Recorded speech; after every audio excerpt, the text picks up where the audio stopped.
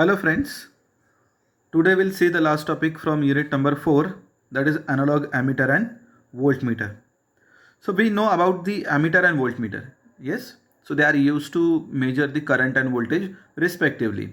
But when we'll say the analog ammeter and voltmeter, okay?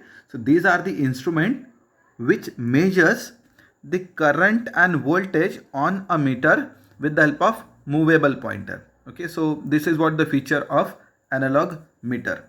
Okay, generally in order to measure a current, okay, using ammeter, what we'll do, suppose we want to measure the current IL, that is current flowing through RL.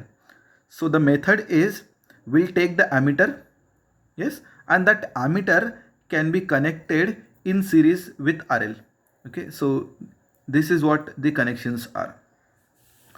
So the point is, when will insert the ammeter, okay, in the circuit, due to the introduction of that instrument, the parameter of circuit should not vary. So in order to do so, the resistance offered by ammeter should be very less. So when we'll insert the ammeter, okay, any ammeter, maybe analog or digital, okay, its internal resistance should be very less. That precaution we have to take. Now this is what the general connection of voltmeter. Okay, so suppose we want to measure the voltage across RL. So in order to do that, the voltmeter should be connected across RL. So see, the voltmeter, this is what the voltmeter is. It is connected across RL. Okay, so with these signs. Again same, when we'll insert the voltmeter into the circuit, it should not affect the rest of parameters of circuit. So here the voltmeter should have high resistance. Okay, so when we are inserting the voltmeter, the current flowing through this particular one should be almost zero. So in order to do so, the resistance of voltmeter should be very high.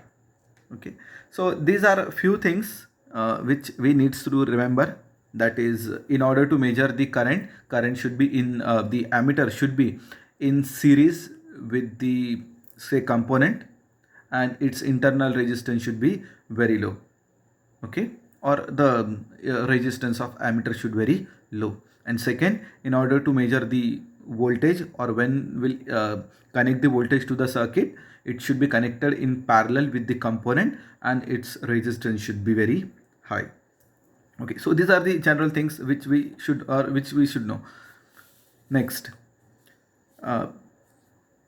see here, the instrument used for the construction of analog ammeter and voltmeter. Okay, so when we'll build or when we'll implement the ammeters and voltmeters, especially analog ammeters, there are two technique or two instrument. One is PMMC instrument, that is permanent magnet moving coil instrument. This is generally used for the implementation of ammeters, analog ammeters and voltmeters, to measure DC value, DC current and DC voltage. And the second instrument is moving iron type instrument. So this instrument is used for the implementation of AC ammeter and AC voltmeter. Okay, so remember the difference between these two instruments or techniques. The first instrument is used to implement DC ammeter, DC voltmeter, and this is used to implement AC ammeter and AC voltmeter.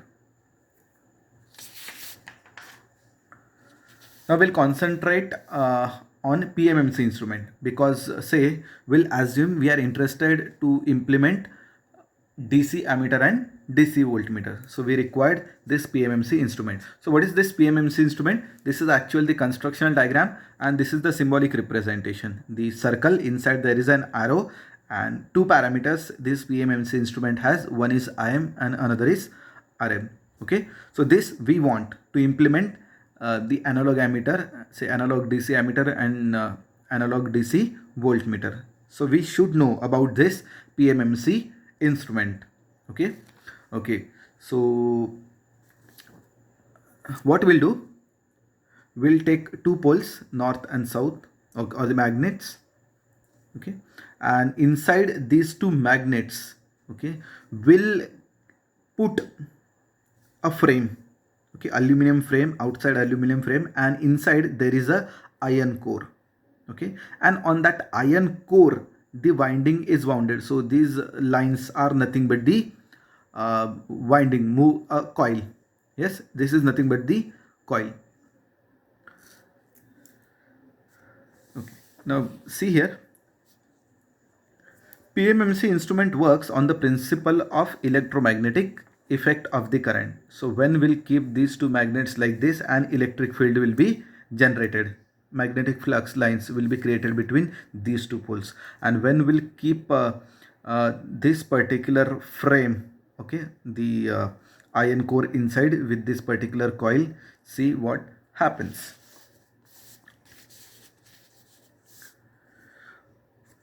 Second point, a permanent magnet is used to produce a magnetic flux, and coil that carries the current to be measured moves in the field.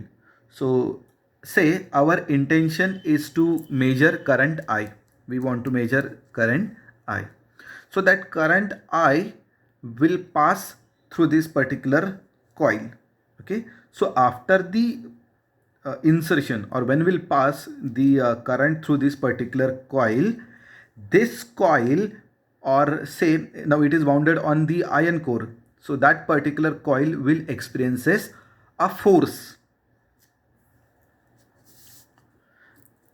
As the pointer is connected to the coil, it also gets deflected in proportion with the current flowing through the coil. So what is the meaning of this?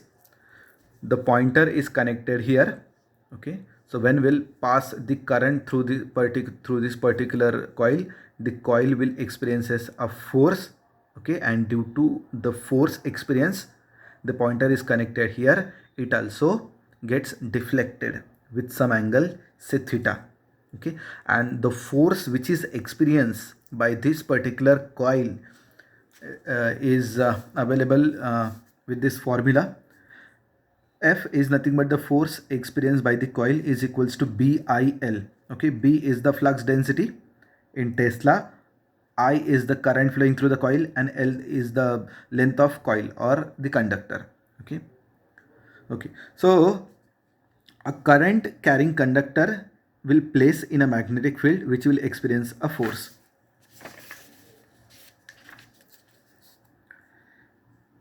The current I which is to be measured is passed through a coil that experiences a force which is directly proportional to this particular current. So this is what we want. Yes, we want that when we'll increase the current flowing through the coil, the force will also increases. As force will increases, the deflection of pointer is also increases, and will what we can say, that deflection can be calibrated in terms of current further. Okay. Due to the force, the coil moves or rotates, and the pointer which is attached to it will also move. The angle through which the pointer moves is proportional to the I. So that angle, that rotation can be calibrated. So this statement is important. The deflection, okay, or the movement of pointer can be calibrated in the scale or over the scale in terms of current. Okay, see here also the current is passing through the coil. So as current I increases, the deflection of the pointer will also increases, and this particular deflection on the pointer is on a particular scale. Yes, it will be on a particular scale, and this scale is calibrated in terms of current. Okay.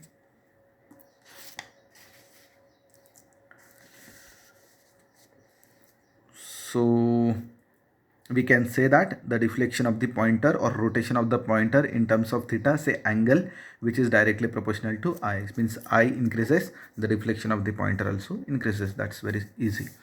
So this is the symbolic representation of PMMC instrument. Okay, the circle, inside there is an arrow, and two parameters, Im and Rm. So what is the meaning of Im and Rm? So Im is nothing but full scale deflection current. We know that when the current is 0, the deflection is also 0. Yes?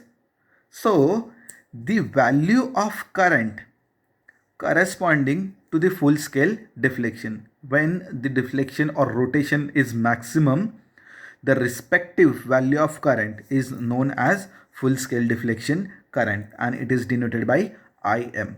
And second parameter is Rm. Rm is nothing but the resistance, DC resistance of coil, moving coil. Okay. So this is what the PMMC instrument. Remember, this is not the actual our ammeter and voltmeter. Okay. So using this PMMC instrument will implement the practical DC ammeter and DC voltmeter. So that we will see in the next lecture. Thank you for listening.